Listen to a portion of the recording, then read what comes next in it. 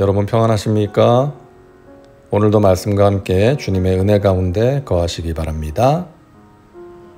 오늘 말씀은 고린도전서 11장입니다.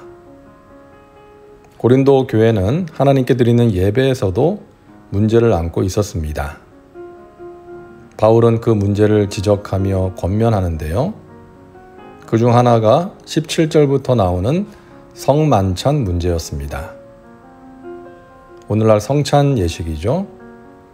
성만찬은 성도가 주님의 죽으심을 기념하며 그리스도 안에서 하나가 되는 좋은 예식입니다.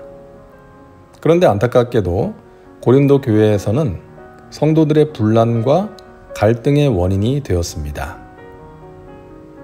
그런즉 너희가 함께 모여서 주의 만찬을 먹을 수 없으니 이는 먹을 때에 각각 자기의 만찬을 먼저 갖다 먹으므로 어떤 사람은 시장하고 어떤 사람은 취함이라. 고린도 교회가 성만찬으로 인해 분란과 갈등을 겪게 된 것은 가진 자들이 가난한 자들을 차별했기 때문입니다.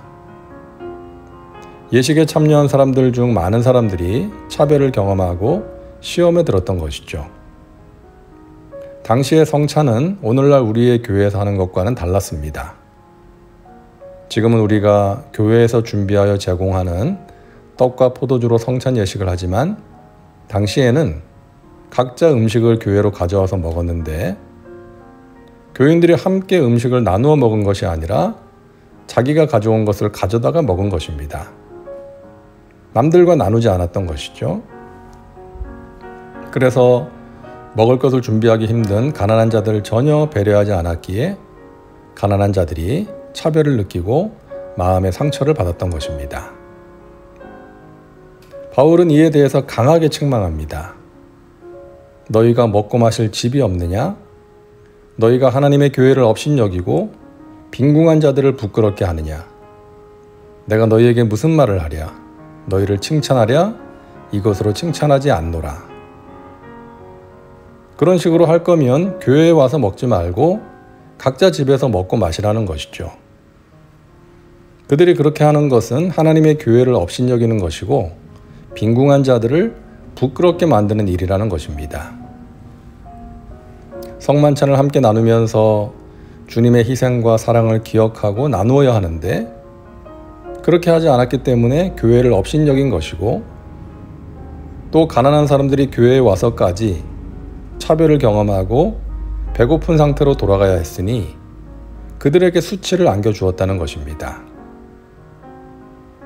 아마도 가난한 사람들은 교회에 가면 평소에 먹어보지 못한 음식을 함께 먹을 수 있겠다는 기대감을 가지고 교회에 왔을지도 모르죠.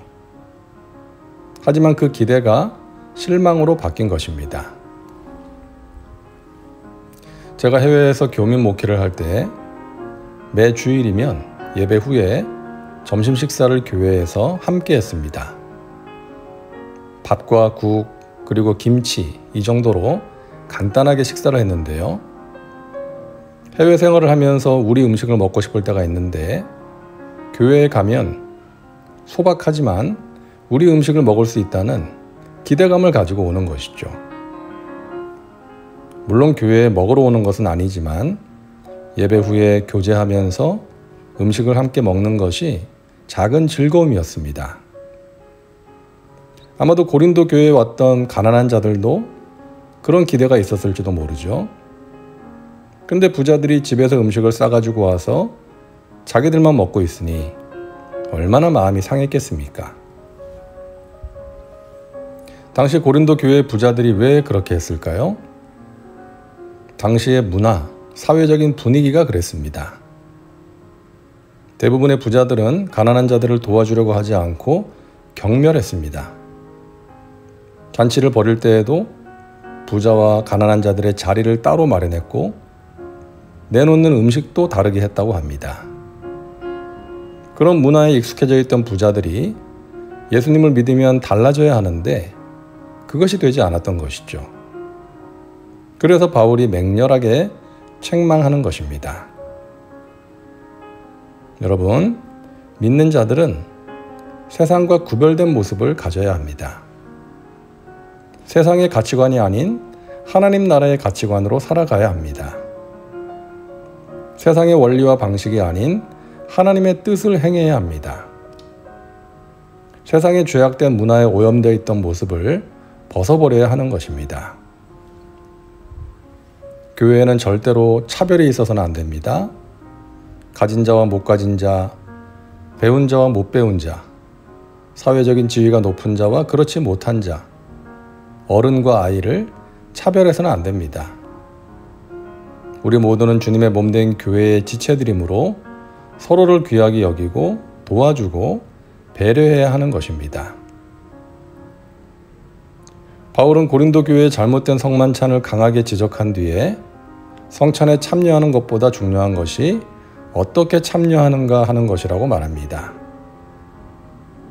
그러므로 누구든지 주의 떡이나 잔을 합당하지 않게 먹고 마시는 자는 주의 몸과 피에 대하여 죄를 짓는 것이니라. 여기서 합당하지 않게 라는 말은 어떤 것의 본래의 취지나 본질에 맞지 않는 일을 하는 것을 말합니다. 이미 지적한 내용이죠. 성찬을 한다고 하면서 사회적 지위에 따라 서로 차별하고 음식도 나누어 먹지 않는 것, 그리고 성찬의 본래 의미는 생각하지도 않고 형식적으로 습관적으로 행하는 것을 말하는 것입니다. 사람이 자기를 살피고 그 후에야 이 떡을 먹고 이 잔을 마실지니. 합당하지 않게 성찬에 참여하지 않으려면 먼저 자기 자신을 살피고 떡을 먹고 잔을 마셔야 합니다. 마음을 단정하게 하고 지은 죄를 회개하고 정결한 마음으로 먹고 마셔야 하는 것입니다. 우리가 매달 첫째 주일에 성찬식을 하고 있는데요. 그저 한 달에 한 번 하는 형식적인 예식이 아닌 우리를 향한 그리스도의 사랑과 희생을 다시금 마음에 깊이 새기고 감사함으로 참여하는 예식이 되기를 바랍니다. 뿐만 아니라 오늘 말씀에서 가르쳐주는 것처럼 그리스도의 살과 피를 먹고 마심으로써 우리가 주님과 한 몸이 되고 또 우리 모두가 주 안에서 하나됨을 확인하는 복된 예식이 될 수 있기를 간절히 바랍니다. 기도합니다. 사랑과 은혜가 풍성하신 하나님, 오늘도 말씀과 함께 살게 하시니 감사합니다.